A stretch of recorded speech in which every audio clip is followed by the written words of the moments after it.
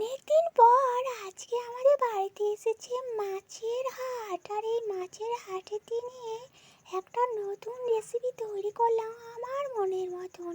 তাই এই রেসিপিটি প্রথম থেকে লাস্ট পর্যন্ত না দেখলে পুরো মিস করবে। এই রেসিপিটি দেখার পর যদি বাড়িতে তৈরি করে খেয়ে দেখো তাহলে সবাই কিন্তু আঙুল চাটবে। তাই এত সুন্দর রেসিপি তৈরি করছি না, প্রথমেই কিন্তু কড়াই তেলের মধ্যে কিছুটা পেঁয়াজ পেস্ট দিয়ে দিতে হবে। তার মধ্যে দিয়ে দেবে টমেটো কুচি, তার মধ্যে দিয়ে দেবে লম্বা লম্বা করে আলু।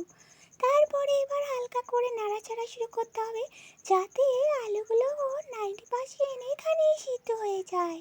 তারপর এর মধ্যে হলুদ গুঁড়ো আর স্বাদ মতন লবণ দিতে হবে।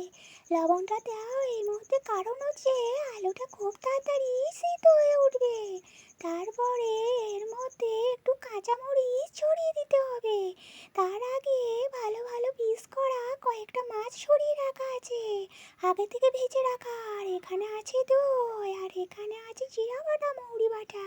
দই থেকে হ্যাঁ হ্যাঁ ঠিক ধরেছো, আজকে তৈরি হতে চলেছে দই কাতলা।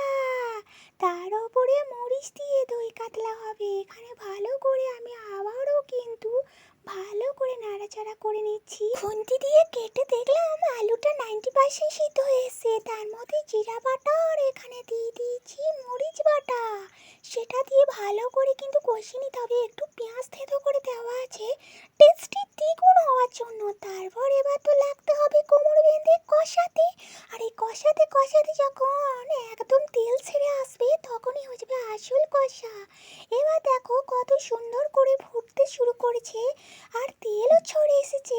এবার কিন্তু আমি দিয়ে দিচ্ছি এখানে পরিমাণ মতন কি, হ্যাঁ হ্যাঁ হ্যাঁ ঠিক ধরেছ, সেই যে জিনিসটা সেটা হচ্ছে দই।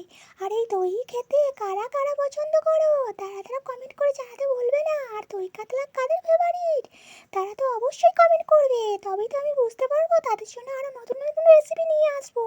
তো এখানে দইটা দিয়ে দেওয়ার পর এবার কিন্তু নাড়াচাড়া করে নিতে। এবার পিওর দেখো ন্যাচারাল কালার, এখানে কিন্তু কোনো রকম ফুড কালার ইউজ করি না যেহেতু আমাদের হোম রেমেডি রেসিপি। আর এখানে হোম রেমেডি রেসিপি দিয়ে কোনো রকম ফুড কালার ইউজ করা চলবে না, কারণ ফুড কালার ইউজ করলে পেটের নানা রকমের সমস্যা হয়। সবসময় তৈরি করার চেষ্টা করবো পিওর হোম রেমেডি। তো এখানে ভালো করে নাড়াচাড়া করা হয়ে গেল।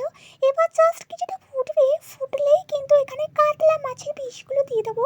হ্যাঁ হ্যাঁ ঠিক শুনেছো, এই কাতলা মাছের পিসগুলো উপর দিক থেকে ছড়িয়ে দেবো। এবার একটু একটু করে উপর দিক থেকে গ্রাভিগুলো দিয়ে দেবো। এই দিয়ে একতলা ভাত কিন্তু নিমেষেই উঠাও। আর এত সুন্দর টেস্টি হয়েছে না কি বলবো, আসাম আসাম। এরকম আগে কখনো আমি দই কাতলা খাইনি, কারণ দই কাতলা আমাদের বাড়িতে কেউ রান্নাই করতে পারে না। আমি কিন্তু এই রেসিপিটি ঠিক একটু অন্যরকম করে রান্না করার চেষ্টা করলাম। আর সবাই খেয়ে আঙুল চেটে বলছে কি সুন্দর রেসিপি, কি সুন্দর রেসিপি, আবার একবার তৈরি করে খাওয়াবি। একবার খেয়ে কিন্তু কারোরই মন ভরেনি, আবার দ্বিতীয়বারও খেতে চেয়েছি। তো তোমাদের কেমন লাগলো রেসিপিটি কমেন্ট করে লাইক করে শেয়ার করে বলবে না।